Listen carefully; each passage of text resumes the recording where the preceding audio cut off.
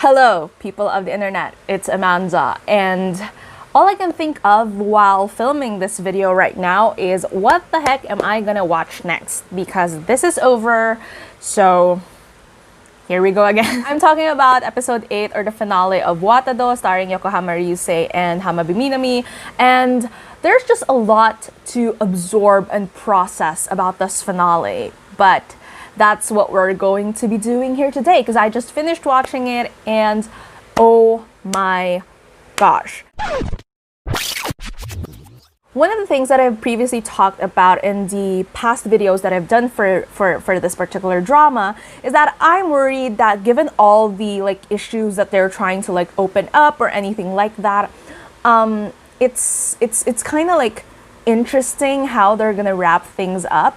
And the thing is, I was hoping that as the drama progresses, we would have at least a couple of answers here and there and not have, question after question after question. So I was genuinely worried as to how they're gonna wrap things up without it feeling very hurried or I don't know, they were just gonna pull different things from different directions just to make it work.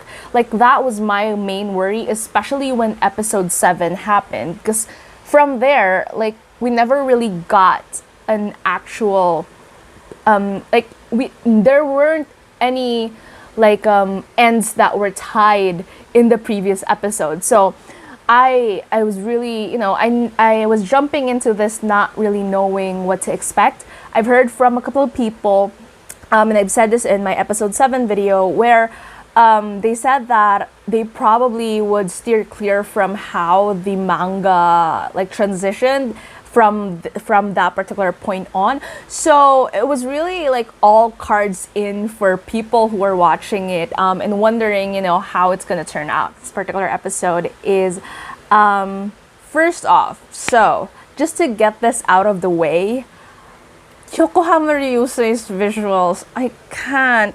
I tweeted about this, and since we're already at the final episode of this drama, so might as well just put it out there. I have a newfound liking and appreciation for him. I mean, I've seen him in past works before, movies, dramas, anything. And even before, I was okay, so this is a pretty interesting actor. But ever since I found out about his friendship with Hiranosho, for some reason, I just and I'm pretty happy that now that I started to actually fully pay attention to him, this was the project that he was in. Because so far, it's kind of nice to see. So far, what we've seen from Tsubaki in the past episodes is that he has this very cold exterior to him. He shows a little bit of emotions. He gets angry, but not really more of his vulnerable side. So for this particular episode, that really showed a lot. And between the competition with him and Now was the one who won. So it was really more of this idea of the dramatics between him and the Grandmaster as to how, the sweets that he made is really more for the Grandmaster rather than for Kogetsuan. So that was a very touching moment. And I was already sort of feeling very emotional about that part. But then we transition into something else. So with him leaving and everything because Kogetsuan is Now's. But then there's this issue with the matron, something like that. She's still there, she's still lurking, which poses a threat to Now herself.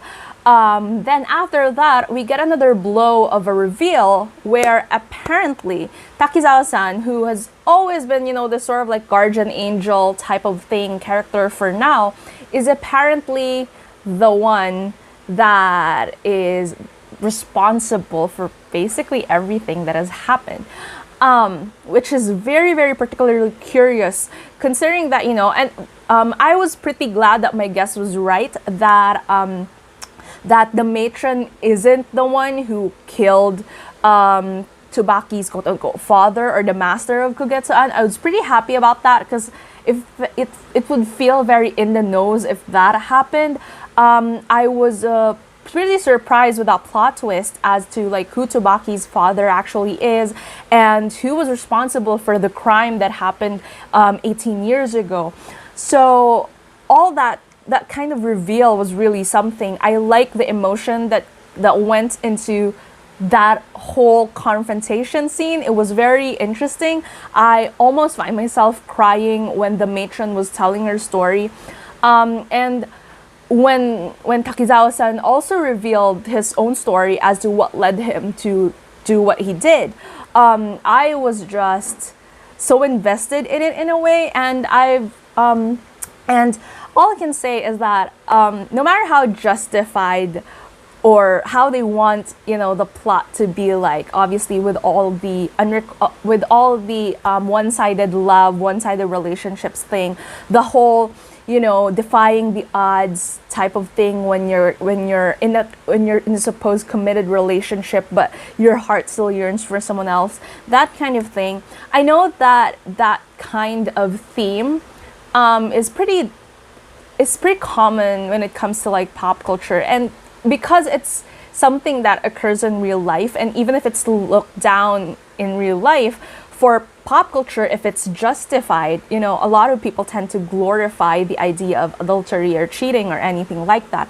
But in this narrative, it glaringly showed the effects of it and how it ruins people and how it ruins families. And I like that no character in this story was painted to be 100% good, which matches the title itself, which is, there's something wrong with us, which is an acknowledgement of someone always being at fault at something. I was kind of surprised. I mean, I like how this whole scorned woman thing didn't just turn out into an entire revenge plot. Like, I mentioned this a couple of times in my previous videos about Watado, where I was kind of like turned off or pissed about this idea of like the scorned woman once again being the massive villain to this entire story. So I liked how they developed the matron story into this ending. I was kind of sad and genuinely crying when I found out about her fate. It was kind of like, I was really, really hoping that they would give her like a proper redemption arc. In a way, given the traction of where her story was going and this revelation that in the end, her priority isn't exactly Kogetsu-an or revenge, but it was really more of Tsubaki. And not wanting him to not have a place in wherever it is, because she didn't have that when she was in Kogetsu-an. Like, she didn't have a place given that Itsuki was in love with someone else. I like that entire thing. For some reason, I honestly felt like this episode is gonna feel very choppy, considering like bit by bit there's reveal after reveal after reveal. But the way they delivered it sort of like made it sensible and a lot more easier to consume, in my opinion. I love that one use. No, they used it 2 times, but it was sort of like a bit meh during the second time. I like their use of the slow-mo thing when Tsubaki and Nao hugged in the first couple of minutes of the episode. I think that was brilliant. It's something that it's usually seen more in K-dramas than J-dramas, I feel like, but I absolutely love that part. But again, going back to the plot, so overall, I like how the story was tied up. I like the whole teasing thing with Jojima and Shiori. I feel like they sort of like, it didn't just come out of nowhere in a way, that kind of pairing. I would be kind of pissed if it sort of just felt like something that they're throwing in there for the sake of. But even in a short span, and I think that's the beauty of J-drama, is even with the shorter interval of episodes as compared to like other Asian dramas, they tend to like slide in a couple of details that would eventually, make a development believable. And I don't know, I just absolutely love that a bit with Shiori and Jojima. And I like how it ended as well. Like, it was an acknowledgement, as I mentioned earlier, it was an acknowledgement that, this story didn't exactly have a complete villain to it. It didn't have a complete heroine or hero in it either. And as much as, some parts of it were choppy or anything like that, it's still a pretty good like consolidation of the entire narrative.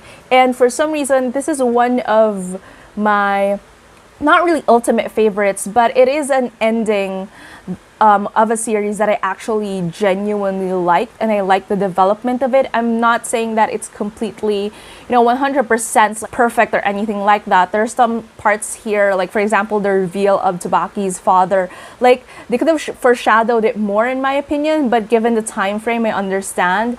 And it still felt kind of like nice and everything like that. The way that they transitioned from one point to another.